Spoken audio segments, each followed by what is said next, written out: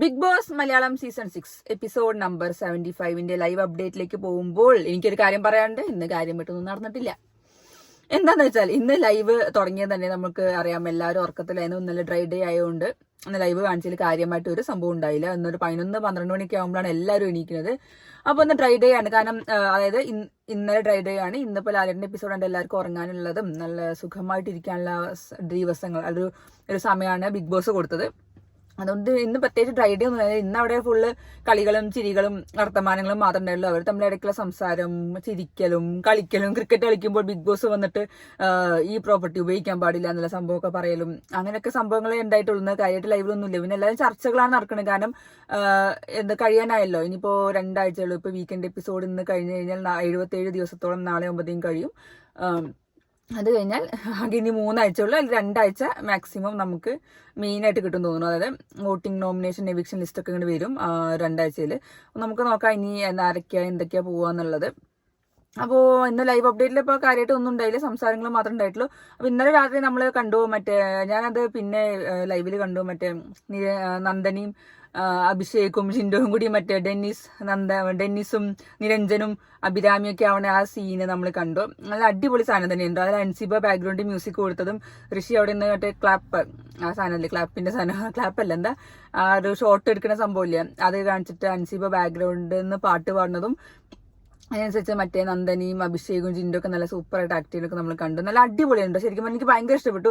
അൻസിബ തന്നെ പറഞ്ഞു, അൻസിബന്റെ മുഖമൊക്കെ ഇങ്ങനെ ഭയങ്കര ഫോക്കസ് ചെയ്ത് കാണിക്കുന്നു ബിഗ് ബോസ് ക്യാമറ.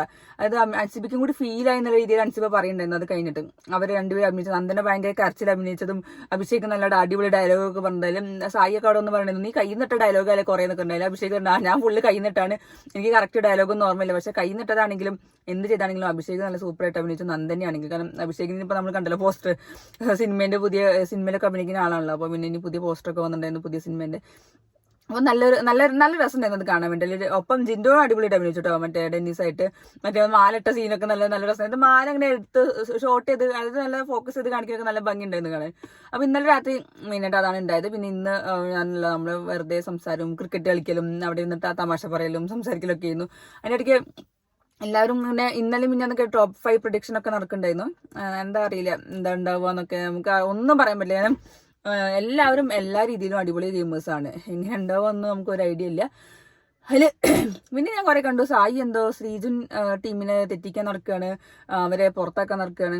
അല്ല, ഇതൊക്കെ ഒരു ഗെയിമല്ലേ? ശ്രീജുനെ അതായത് ശ്രീധുവിനെയോ അർജുനെയോ പുറത്തേക്കലിപ്പോ എന്താ, അതൊക്കെ ഒരു ഗെയിമായിട്ട് കണക്കൂട്ടിയാൽ പോരെ അവരൊക്കെ. അല്ലാതെ ഇവരെല്ലാവരും താങ്ങി പിടിച്ചിട്ട് അവസാനം ഫൈനൽ 5 വരെ എത്തിക്കേണ്ട കാര്യമൊന്നുമില്ലല്ലോ ബാക്കിയുള്ളവർക്ക്. ഏത് കേസിലാണെങ്കിലും സായിക്ക് ഇപ്പം ബാക്കിയുള്ളവരെ നന്നാക്കിയിട്ടൊന്നും കിട്ടാനില്ല. ഇത് ഗെയിമാണ്, ഗെയിമിന്റെ ഇതിലേ നിൽക്കുള്ളൂ. ഓരോരുത്തരെ പുറത്താക്കണമെന്ന രീതിയിൽ അതായത് ഗെയിം കളിക്കുകയാണെങ്കിൽ അങ്ങനെ കളിക്കും. അതിപ്പോ അതിന് കുറ്റമൊന്നും പറയാൻ പറ്റില്ല, അത് ഓരോരുത്തരുടെ രീതിയിലാണ്. ഇപ്പൊ സായി എവിടെ എന്താ നിൽക്കുന്നത്? സായിനെ ഇപ്പൊ കുറെ കുറ്റം പറയേണ്ട കേൾക്കണ്ടല്ലോ, സായി അങ്ങനെയാണ്, സായി ഇപ്പൊ എന്താ ചെയ്യുന്നത്? ഓക്കെ, സായി എന്താ ചെയ്യുന്നത് അതാ ഞാൻ പറഞ്ഞു, കളീനനുസരിച്ച് വോട്ട് ചെയ്യും. ഇനി എന്താ പറയാ, കളി എങ്ങനെയാണെന്നുണ്ടെങ്കിൽ ആൾക്കാർക്ക് ഇഷ്ടപ്പെടുകയാണെങ്കിൽ, നല്ല രീതിയിൽ ഇഷ്ടപ്പെടുകയാണെങ്കിൽ സായിക്ക് വോട്ട് ചെയ്യുക, അത്രേനെ പറയാൻ പറ്റില്ല. നമ്മൾ ഫോഴ്സ് ചെയ്യാനൊന്നും പറ്റില്ല, അതൊക്കെ അവനവന്റെ ഇഷ്ടമാണല്ലോ. അപ്പോൾ ഓരോ ആൾക്കാരെ പുറത്തേക്കുള്ള കാര്യങ്ങളൊക്കെ നമ്മൾ അവിടുന്ന് പ്ലാൻ ചെയ്യും. നമ്മളല്ല, സായി അവിടുന്ന് പ്ലാൻ ചെയ്യും. ടീം കൂട്ടിയിട്ടാണെങ്കിൽ ടീം, അല്ലെങ്കിൽ ഒറ്റയ്ക്കാണെങ്കിൽ അതിനനുസരിച്ച് വർക്കൗട്ട് ചെയ്യും. അത് കറക്റ്റ് പ്ലാൻ തന്നു കഴിഞ്ഞാൽ അത് നല്ല കാര്യം തന്നെയല്ലേ. സ്ട്രോങ് ആയിട്ടുള്ള പ്ലേയേഴ്സിനെ പുറത്തേക്കല്ലേ വേണ്ടത്, അത് അവരുടെ ഗെയിമിൽ ഭാഗമായിട്ട് അവർ ചെയ്യും. പിന്നെ നമ്മളിപ്പോ ന്യൂസ് കേട്ടത് അപ്സര ഔട്ടായി എന്നാണ് കേൾക്കുന്നത്. അപ്സര മാത്രമല്ല, അൻസിബ ഔട്ടായി കേൾക്കുന്നത്. അതിന്റെ ഇടയ്ക്ക് ഋഷീന്റെ പേരും വരുന്നുണ്ടായിരുന്നു, പക്ഷെ അൻസിബ ഔട്ടായി എന്നൊക്കെയാണ് കേൾക്കുന്നത്. പക്ഷെ അൻസിബക്ക് ഇനി തോന്നുന്നു ഭയങ്കര എന്താ പറയുക, ഒരു സ്ട്രോങ് അടിപൊളി പ്ലെയർ ആയിരുന്നു. എന്താ വെച്ചാൽ വാക്കുകൾ കൊണ്ട് തന്നെ ഭയങ്കര അമ്മാനമാടിയുള്ള ഒരു പ്ലെയർ ആയിരുന്നു അൻസിബ. എനിക്ക് ഭയങ്കര ഇഷ്ടപ്പെട്ടു. ഇന്നത്തെ ആ മോർണിംഗ് ടാസ്കിൽ തന്നെ അൻസിബയ്ക്ക് കുറെ ഫാൻസ് കയറിയതാണ്. പക്ഷെ എനിക്ക് അറിയില്ല അൻസിബ എങ്ങനെ ഔട്ടായെന്നുള്ളത്. കാരണം എന്താ, അൻസിബ ഭയങ്കര നാവുകൊണ്ട് നല്ല അടിപൊളിയായിട്ട് സൂപ്പറായിട്ട് സംസാരിക്കുന്ന ആളാണ്. മൈൻഡ് ഗെയിമും ഒരു സംഭവമാണല്ലോ, ടാസ്ക് ഉണ്ടെങ്കിൽ കൂടെ മൈൻഡ് ഗെയിമും നല്ലൊരു സംഭവമാണ്. വർത്തമാനത്തിൽ കൂടിയും ആൾക്കാരെ പറഞ്ഞ് ഫലിപ്പിക്കാനുള്ള കഴിവ് എന്താ പറയുക അൻസിബയ്ക്കുണ്ട്.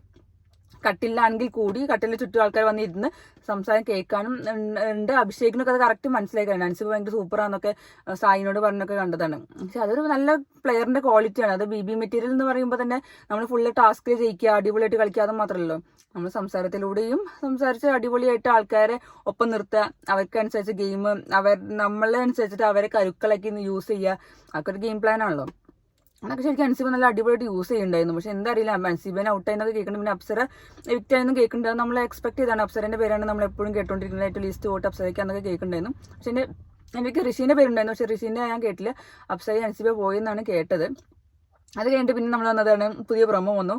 ലാലേട്ടൻ ജാസ്മിനോട് മറ്റേ ചോദിച്ചത്, ഋഷീനെ നിങ്ങൾ വോട്ട് വിട്ടുകൊടുത്താണോ എന്നൊക്കെ ചോദിച്ചപ്പോൾ ജാസ്മിൻ പറഞ്ഞു ഞാൻ എൻ്റെ മനസ്സറിഞ്ഞ് വിട്ടുകൊടുത്തതാണ്. ജാസ്മിൻ അവിടെ എല്ലാവരോടും പ്രതിഫലിപ്പിച്ച രീതിയിൽ പറയുന്നുണ്ടായിരുന്നു, ഞാനത് വോട്ട് കൊടുത്താണ്, അതായത് വിട്ടുകൊടുത്താണ്. എന്നെ എന്തായാലും അവർ ജയിപ്പിക്കില്ല എന്ന് എനിക്ക് നല്ലോണം അറിയാം. പിന്നെ എന്തിനാ ഞാനത് കളയേണ്ടത് വിചാരിച്ചു. അപ്പോൾ ഞാനത് വിട്ടുകൊടുത്തു, ഞാൻ ഋഷിക്ക് അത് കൊടുത്തു തന്നു.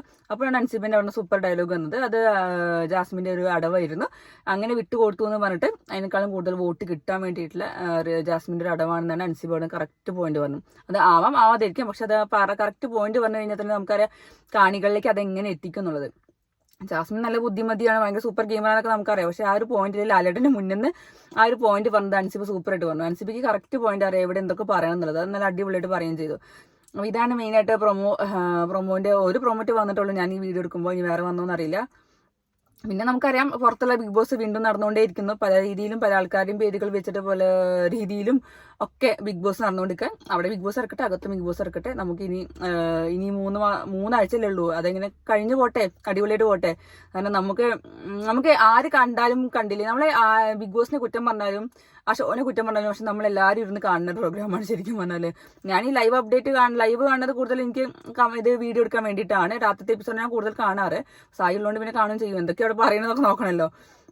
അപ്പൊ അതൊക്കെ തന്നെയാണ് സംഭവം. അപ്പൊ ബിഗ് ബോസിനെ കുറ്റം പറഞ്ഞവരുടെ ഈ ഷോ കാണുകയും ചെയ്യും, അതിനെ സപ്പോർട്ട് ചെയ്യും, അതിന്റെ പേരിൽ അടി ഉണ്ടാവും ചെയ്യും, ഫാൻസ് ആർമിന്റെ ഇടയിൽ അടി ഉണ്ടാവും. അങ്ങനെ അതൊക്കെ ഒരു ഗെയിം സ്പിരിറ്റിൽ എടുക്കുക തന്നെ ഉള്ളൂ. അത് അത്ര തന്നെ ഉള്ളൂ. ആ ഗെയിം കഴിഞ്ഞല്ലോ. അപ്പോൾ അതൊരു രസമുള്ള പരിപാടി. കാരണം ഇതിന്റെ 3 ആഴ്ച കഴിഞ്ഞാൽ നമ്മൾ എന്ത് ചെയ്യും ഇനി ബാക്കി ബിഗ് ബോസിനെ കുറിച്ച് നമുക്ക് ഇതൊന്നും പറയാൻ പറ്റില്ല. നമ്മളിനി അടുത്ത കൊല്ലം വെയിറ്റ് ചെയ്യണം അടുത്ത ബിഗ് ബോസ് വരാൻ വേണ്ടിയിട്ട്. അതിലുള്ള പുതിയ കണ്ടസ്റ്റൻസിന് ഇപ്പോഴേ പ്രൊഡിക്ഷൻ ലിസ്റ്റ് ഒക്കെ വന്നു അടുത്ത ബിഗ് ബോസിന്റെ. അതൊക്കെയാണ് ഏറ്റവും രസം. ഞാനിപ്പോൾ 2 ദിവസം മുന്നേ കണ്ടത് ബിഗ് ബോസ് 7 സീസൺ 7ന്റെ പ്രൊഡിക്ഷൻ ലിസ്റ്റ്. ഏതൊക്കെയോ ആൾക്കാർ ഏതൊക്കെയോ ഫോട്ടോ ഒക്കെ വരുന്നുണ്ട്. അറിയില്ല എന്താ ഉണ്ടാവുക എന്നുള്ളത്. കഴിഞ്ഞിട്ടും കൂടി കഴിയാതെ തന്നെയാണ് 7 വന്നത്. പിന്നെ 6 ഇറക്കുമ്പോൾ 5ഉം 4 ഒക്കെ ആണല്ലോ ഇവിടെ പുറത്ത് നടക്കുന്നത്. അത് വേറെ കാര്യം, അത് അങ്ങനെ പോട്ടെ. അതിലുള്ള പല പരസ്പരം അടികളും ഇതൊക്കെ നമുക്ക് നല്ലൊരു എന്റർടൈൻമെന്റ് ആണ്. വേറൊരു പണിയൊന്നുമില്ലല്ലോ. നമുക്കിപ്പോൾ അകത്തൊന്നും നടന്നില്ലെങ്കിൽ നമുക്ക് പുറത്ത് കാര്യങ്ങളൊക്കെ നടക്കണ്ടല്ലോ. പിന്നെ ഇനി വേറെ ശ്രദ്ധിക്കാന്ന് വെച്ചാൽ ഇനി അടുത്ത ആഴ്ച ഇൻഡിവിജ്വൽ ടാസ്ക് കുറെ വരാൻ പോവാണ്. ഇനി എന്തായാലും ടീം വൈസ് ടാസ്ക് ഉണ്ടാവില്ല. ഋഷിക്ക് പോയിന്റ് കിട്ടി. അപ്പം ഇനി മിക്കവാറും മറ്റേ പോയിന്റ്സ് വെച്ചിട്ടാവും ഇനി എല്ലാവരും കാൽക്കുലേറ്റ് ചെയ്യുക. അപ്പോൾ ഇനി അടുത്ത ആഴ്ച മുതൽ ഇൻഡിവിജ്വൽ ടാസ്ക് എങ്ങനെ ഉണ്ടാവും അറിയില്ല. സായിക്ക് ഹെൽത്തിന്റെ ഇഷ്യൂ ഉണ്ട്, അറിയില്ല. ഹെൽത്തൊക്കെ നല്ല അടിപൊളിയായിട്ട് ഉണ്ടെങ്കിൽ നല്ല സൂപ്പറായിട്ട് പോകാൻ പറ്റുകയാണെങ്കിൽ നന്നായിരുന്നു. അപ്പോൾ നോക്കാം. ഇനി അടുത്ത ആഴ്ചത്തെ ഇനി വരുന്നത് തിങ്കളല്ല ഞായറാഴ്ച മുതൽ ഇൻഡിവിജ്വൽ ടാസ്കുകളൊക്കെ വരും. അതിൽ നല്ല സൂപ്പർ പെർഫോം ചെയ്തവർക്ക് വോട്ട് കിട്ടുക. അങ്ങനെ എല്ലാവരും നമ്മൾ പെർഫോമൻസ് നോക്കിയിട്ടാണല്ലോ ചെയ്യുക. എല്ലാവരും എന്താ ചെയ്യണമെന്നൊക്കെ നോക്കിയിട്ട് പിന്നെ ഓരോരുത്തർ അവരുടെ ഗെയിം പ്ലാൻ ചെയ്യും.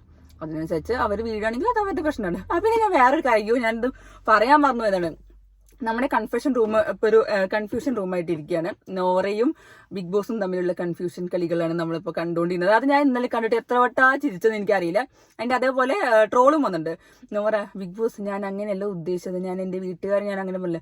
അതിനിപ്പോൾ ഞാൻ എന്താ ചെയ്യേണ്ടതെന്നാണ് ബിഗ് ബോസ് ചോദിക്കുന്നത്. അത് നിങ്ങളുടെ പേഴ്സണൽ കാര്യം. ഇപ്പം ഞാൻ എന്താ പറയേണ്ടത്? അല്ല ബിഗ് ബോസ്, ഞാൻ പറയുന്നത് എന്തെങ്കിലും പ്രശ്നമുണ്ടോ? അവരെന്താ എന്നെ അങ്ങനെ കണക്ക് കൂട്ടുന്നത്? അവരെന്താ എന്നെ ഇങ്ങനെ തെറ്റായി വിചാരിക്കുന്നത്? അതെന്നെ നോറ നമ്മൾ എന്താ വിചാരിക്കുന്നത്? അതിപ്പോൾ ഞാനിപ്പോൾ എന്താ ചെയ്യേണ്ടത്? ഞാൻ എന്താ നിങ്ങളുടെ പേഴ്സണൽ കാര്യമില്ലേ? അതൊക്കെ പലരും പല രീതിയിലും ഗെയിം കളിക്കാൻ നോക്കും. അതിനനുസരിച്ച് വീഴാതെ പക്വതയോടെ സംസാരിക്കുന്നൊക്കെയാണ് ബിഗ് ബോസ് പറഞ്ഞത്. എന്നിട്ടും നോറയ്ക്ക് ഒരു കാര്യം മനസ്സിലായി. എൻ്റെ അവസാനം പിന്നെയും ചോദിച്ചപ്പോൾ ഞാൻ എന്താ ചെയ്യേണ്ടത് ബിഗ് ബോസ് വെച്ചപ്പോൾ നോറ അല്ല നിങ്ങളൊന്നും ചെയ്യേണ്ട ബിഗ് ബോസ്, ഞാൻ ചെയ്തോളാം എന്ന് പറഞ്ഞിട്ട് നോറ ചമ്മിപ്പോയ ഒരു വീഡിയോ നമ്മൾ കണ്ടു. അന്ന് ഇഷ്ടംപോലെ ട്രോളും വന്നിട്ടുണ്ടായിരുന്നു. നല്ല രസമാണ്, നല്ല സൂപ്പർ ആയിരുന്നു സത്യം പറഞ്ഞല്ലോ. നോറയ്ക്ക് കുറേ കരച്ചിൽ അഭിനയവും നാടകവും ഒക്കെ ഉണ്ടായിരുന്നതാണ്. ഞാൻ പറഞ്ഞല്ലോ, ഞാൻ അവിടെ ചെന്നപ്പോൾ ഞാൻ നോറയോട് പറഞ്ഞിട്ടുണ്ട് എന്തിനാ ഫുൾ ടൈം കരയുന്നത്, ഇപ്പോൾ ഒന്ന് ഉഷാറായി എന്നൊക്കെ ഞാൻ പറഞ്ഞതായിരുന്നു. അപ്പോൾ നോറയ്ക്ക് അത് മനസ്സിലായി. എന്താ നോറ കരഞ്ഞിട്ട് കാര്യമില്ല എന്നത് മനസ്സിലായിട്ടാണോ അതോ ഇനി ആക്ടിങ് ആണോ ഫേക്ക് ആണോ ഒന്നും അറിയില്ല. നോറ ഇപ്പോൾ ഒന്ന് ഉഷാറായിട്ട് കളിക്കുന്നുണ്ട്, പക്ഷെ ഒന്നും ഇടപെടുന്നില്ല, പോയിന്റ്സ് പറയണില്ല. പക്ഷെ ഇന്നലെ അത് എല്ലാവരും കൂടി ആ വീട്ടുകാരുടെ കാര്യം പറഞ്ഞതായപ്പോൾ നോറയ്ക്കാണ് തോന്നി, ഈശ്വര ഞാൻ പറഞ്ഞത് അബദ്ധമായി പോയോ, എൻ്റെ വീട്ടുകാർക്ക് പ്രശ്നം വരുമോ എന്നുള്ളത് നോറയ്ക്ക് അബദ്ധം വന്നുകൊണ്ട് നോറ അതിനെ കുറെ വെളുപ്പിക്കാൻ നോക്കിയിട്ടുണ്ടായിരുന്നു. അതേപോലെ തന്നെ ബിഗ് ബോസിനെ വിളിച്ചിട്ട് എന്താ പറയുക എനിക്ക് കൺഫെഷൻ റൂമിൽ വരണം എന്ന് പറഞ്ഞിട്ട് സംസാരിക്കണ്ടായിരുന്നു. ബിഗ് ബോസ് തന്നെ ആകെ മടുത്തിരിക്കുന്നു. ബിഗ് ബോസ് ഇതെന്തോന്നും നിർത്താത്തത്, കുറെ നേരമായാലോ പറഞ്ഞു വെച്ചിട്ട് ബിഗ് ബോസ് ഇങ്ങനെ നോക്കിയിരിക്കുന്നു. ബിഗ് ബോസ് നോറ ഇങ്ങനെ പറയുമ്പോൾ ബിഗ് ബോസ് അതിന്റെ ഇടയിൽ കൂടി ചാടിക്കറി പറയുന്നത് എന്റെ കാര്യമല്ല, അത് നിങ്ങളുടെ കാര്യമാണ്, പേഴ്സണൽ കാര്യമാണ്. അതിനിപ്പോ ഞാൻ എന്താ പറയണ്ടത്, ഞാൻ എന്താ ചെയ്യേണ്ടത്? എന്നിട്ട് അവസാനം ചോദിക്കേണ്ടത് ഇതിനിപ്പോ ഞാൻ എന്ത് ചെയ്ത് തരണം, ഇപ്പൊ എന്താണ് ശരിക്കുള്ള പ്രശ്നം എന്നൊക്കെയാണ് ബിഗ് ബോസ് ചോദിക്കുന്നത്. അപ്പൊ ശരിക്കും പറഞ്ഞപ്പോൾ കൺഫെഷൻ റൂം ഒരു കൺഫ്യൂഷൻ റൂമാണ് നോറേന്റെ. അവസാനം ഇനി ബിഗ് ബോസിന് മനസ്സിലുണ്ടോ, ഇനിയിപ്പോ നോറേനെ കൺഫെഷൻ റൂമിലേക്ക് വിളിച്ചിട്ട് ഒരു കാര്യമില്ല, ഈ സംഭവം തന്നെ ഞാൻ ഇനി കേട്ടോണ്ടേ ഇരിക്കേണ്ടിയിരുന്നു. എനിക്ക് ചമ്മിയ മുഖം തന്നെയായിരുന്നു നോറേന്റെ ഉണ്ടായിരുന്നത്. ഇങ്ങനെ ഇനി പറഞ്ഞെടുക്കേണ്ട കാര്യമില്ല. ഫാമിലി ഇഷ്യൂസ് കഴിഞ്ഞു, ഞാൻ കുറിച്ച് പറയണ്ട. ആ ഒരു സംഭവം കഴിഞ്ഞ് കഴിഞ്ഞാൽ ഇനി അതൊക്കെ എല്ലാവരും ഗെയിമായിട്ട് യൂസ് ചെയ്യില്ല, എല്ലാവരും ഗെയിമായിട്ട് വീട്ടുകാരെ പെരുമാറുന്ന ഗെയിം ചെയ്തിട്ട് യൂസ് ചെയ്യുന്നുള്ളത് നോറയ്ക്ക് അറിയുകയും ചെയ്യാം. അതിനനുസരിച്ച് നല്ലോണം പെരുമാറി കഴിഞ്ഞാൽ അടിപൊളിയായിട്ടുണ്ടാവും. അപ്പൊ അത്ര തന്നെയുള്ള പിന്നെ പറയാനുള്ളൂ. അപ്പൊ ഇനി നമുക്ക് ഇനി രാത്രി ലാലേട്ടന്റെ എപ്പിസോഡ് അടിപൊളിയായിട്ട് വരട്ടെ എന്ന് വിചാരിക്കുന്നു. കാര്യമായിട്ട് എന്തെങ്കിലും അടികൾ ഉണ്ടാക്കാനുള്ളതൊന്നും ഇല്ല, ഏട്ടൊന്നും പറയാനൊന്നുമില്ല.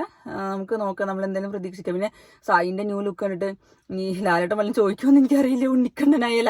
ഉണ്ണിക്കണ്ണനായ സായി കൃഷ്ണനെ, അതായത് സായിനെ, സീക്രട്ട് ഏജന്റിനെ ഇനി ലാലേട്ടൻ എന്താ പറയാന്നൊക്കെ നമുക്ക് നോക്കാം. അപ്പൊ ഇന്ന് രാത്രി ഇനി എപ്പിസോഡ് കണ്ടിട്ട് ബാക്കി റിവ്യൂ വരാം.